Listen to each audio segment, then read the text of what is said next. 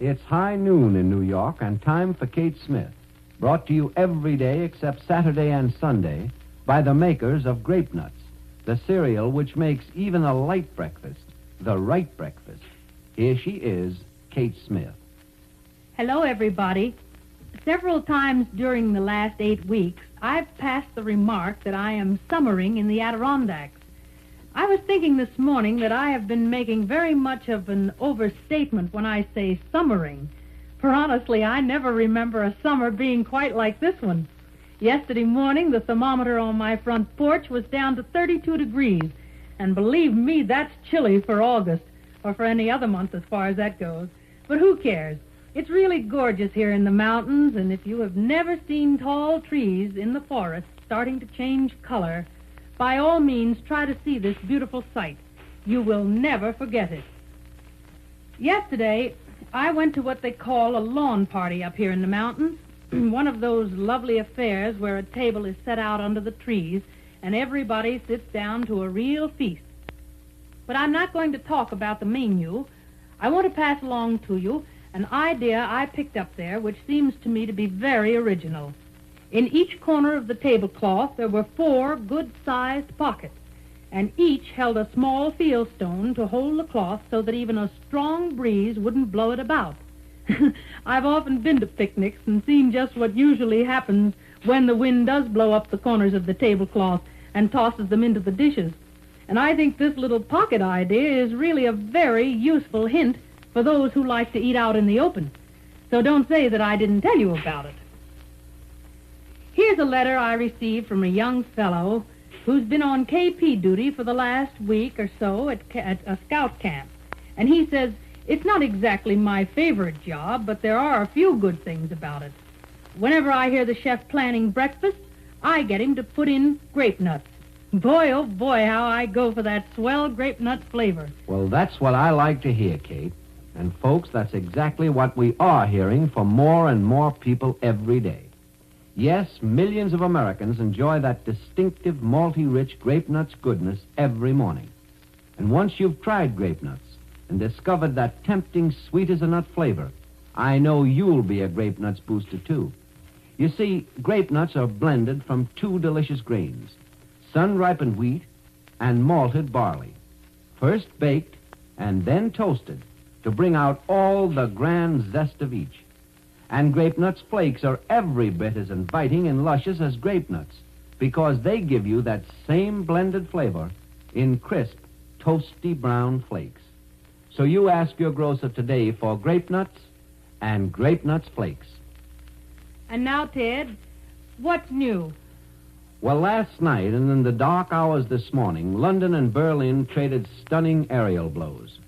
Press Association dispatches from both capitals today indicate that the German attack on Great Britain was one of the heaviest nights of sky warfare since Adolf Hitler began throwing waves of bombers at the British Isles. The German High Command today asserts that their raids caused great destruction to aircraft and arms factories in the Birmingham, Kingston, and Coventry areas of England. London admits many civilian casualties and substantial property damage, too, including some damage to 2 industrial establishments in the Midlands. London had 2 night alarms. But while the Nazis were dealing out sledgehammer blows from the air over England, Britain's Royal Air Force bombers were winging their devastating cargoes into Germany. Waves of British planes attacked important objectives in northwest Germany, the heavily industrialized Ruhr, and in the hours after midnight, zoomed over Berlin itself. In London, the Air Ministry said that the Berlin attack was directed against the great munitions plants which feed the Nazi war machine. Official Berlin claims that an incendiary bomb which dropped on a flower nursery was the only one which fell on the capital. Nevertheless, veterans of bomb attacks on other European capitals said that they heard thunderous explosions amid the crash of anti-aircraft shells, and to them, the explosions sounded as if they might have been caused by high explosive bombs. But whatever the damage caused by the Berlin attack, it brought the sound and feel of warfare to the capital of the Reich more vividly than ever before. British planes droned over the center of the city, over the new chancellery, the foreign ministry, the propaganda ministry, and other government buildings.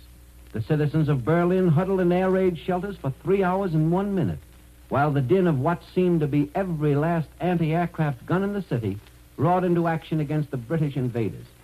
From the center of the capital to its suburbs, where several bombs fell, Berlin last night felt war from the sky. But intense as was the defensive fire, only one British airman is claimed to have been bagged. London today claims to have shot down 55 German planes yesterday. 34 of them are said to have been downed when a flight of 130 Germans tried to raid the Dorset coast against fierce Royal Air Force opposition. Britain admits the loss of 13 planes, but says that 3 of the pilots landed safely. Berlin counters by claiming that 72 British planes were felled with a loss of only 14 of their own. Here at home, the important news still continues to center on defense. A Washington Dispatch reports the claim by Senate supporters of the Burke-Wadsworth or conscription bill to 51 votes. Now, this would, of course, be 2 more votes than are needed for the bill's passage. And this was taken to indicate that the passing vote very likely will come this week. The United States begins registering an estimated 3,600,000 aliens tomorrow. All post offices are reported ready for the job of fingerprinting and questioning. As high an average as 36,000 persons a day can be taken care of, it is said. And the deadline fixed by Congress for the completion of the survey is December the 26th. Now, each alien is compelled to give a full personal history on a blank containing 15 questions. Aliens under 14 must be registered by their parents or guardians. All must state the names of the organizations in which they hold membership, the full record of military service, and whether they have been engaged in behalf of a foreign government within the last 5 years. However, Earl G. Harrison, the registration director, says in a statement today, it is not the intention of Congress to start a witch hunt or a program of persecution of peaceful and law-abiding aliens, and he warned those who are required to register against registration racketeers who fraudulently offer to make registration unnecessary for a fee. And here's a late news dispatch. In New York City, Representative Dyes, chairman of the House Committee investigating un-American activity, said today that he had positive evidence that Germany, Italy, and Russia are flooding this country with propaganda. The propaganda, according to Dyes, is designed to disrupt our national defense and prevent American aid to Great Britain. And that, at the moment, is what's new. Today isn't a holiday that's marked in any special way on our calendars, but it is a red-letter day for every woman in the United States, because it is the anniversary of the right of women to vote. It was just 20 years ago, on August 26, 1920, that the 19th Amendment to the Constitution, granting suffrage to women, was proclaimed to be in effect. Of course, in several states in the Union, there were women voters before 1920, but it wasn't until that time that the right of women to vote was nationally approved. Since then, the part played by women in politics has become increasingly important. And while there are those who still contend that a woman's place is in the home, still this privilege of casting a vote is one that should be exercised by every woman in our land, because those who are elected to office are responsible for the laws that affect homes, women, and their children. While I've never been described as an ardent feminist and have no desire whatever to engage actively in politics, still I do earnestly believe that it is important to the welfare of our nation that no American woman should shirk the responsibility of voting and making it her business to learn enough about the workings of our government and the records of candidates for election to public office so that she can cast her vote intelligently for the common good. So today's date is a little reminder to all of us women that registration days will soon be here, and that in order to vote in November, we must register at whatever time is set aside in our particular community for this purpose. Say, Kate, do you do much reading these days? Oh, I sure do, Ted. There's nothing like plenty of good books when you're on vacation, you know. Well, I'm not thinking about books right now. It's something else. Something every woman would enjoy reading and then doing something about. Well, what's that? Those delicious recipes printed on every package of grape nuts. Now, honestly, wouldn't they set your mouth to watering just to read them? You're right about that, Ted. But believe me, the real joy comes when you serve some of those tempting treats. Ladies, what's your favorite? A platter of muffins? A creamy pudding? A fruit bread? Or a tray of ice cream? Well, whatever it is, you'll really perk up your recipes when you add that luscious, malty-rich grape nuts flavor. Yes, indeed, and there are a variety of exciting recipes on every Grape Nuts package, and I think you'll want to try them. Grape Nuts muffins, fragrant Grape Nuts fruit breads, velvety smooth Grape Nuts ice cream, and creamy baked bananas. That distinctive Grape Nuts flavor makes new combinations a big success, and old favorites even better than ever. So you ask your grocer today for a package of Grape Nuts, and then don't fail to try some of those recipes real soon. This evening, at the stroke of 9, a campfire will blaze against the Manhattan sky from a rooftop on East 29th Street. And in the firelit circle, a group of youngsters will listen to wonderful stories of Western plains as only an old Indian scout himself could tell them. That campfire will be blazing on the roof of the Madison Square Boys Club. And the boys around the fire will be neighborhood boys of poor families, boys who couldn't get away to the regular summer camps this year. The Indian scout will be Swift Eagle of the Toiwa tribes of New Mexico.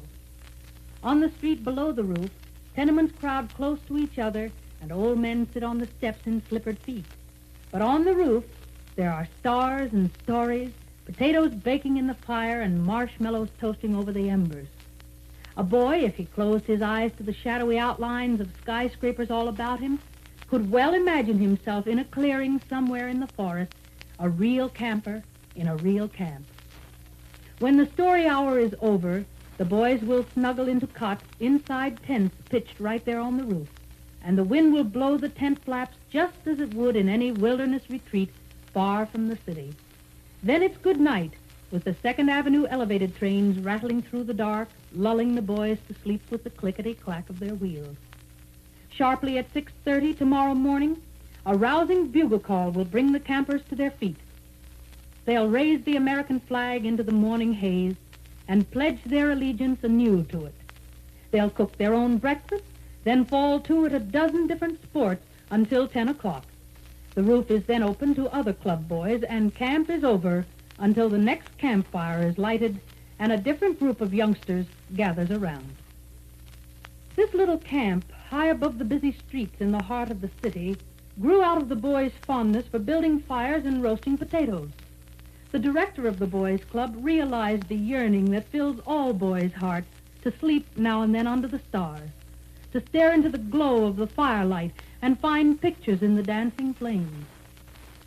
And so the rooftop camp became a reality, a haven to take poor boys off the city streets. And while it may be just a daub rooftop to some, it's a small patch of wonderland to a lot of youngsters when night spreads a veil over the dust and heat of a great metropolis, and Swift Eagle weaves his stories of the Old West. It doesn't take much money or much time or thought to bring happiness to the hearts of small boys. And I think something of the glow from that rooftop campfire and the glow in their little faces must be reflected in a very bright and shining light in the hearts of those who give what they can to fine organizations like the Madison Square Boys Club. And now I see it's time for me to be on my way, but I'll be back with you all again tomorrow at this same time. So until then, thanks for listening, and goodbye, folks. You have been listening to Kate Smith, who comes to you Monday through Friday at this same time with a quarter hour of news, comments, and stories. Until tomorrow, this is Ted Collins saying, for a breakfast that's nutritious and delicious, eat grape nuts. This is the Columbia Broadcasting System.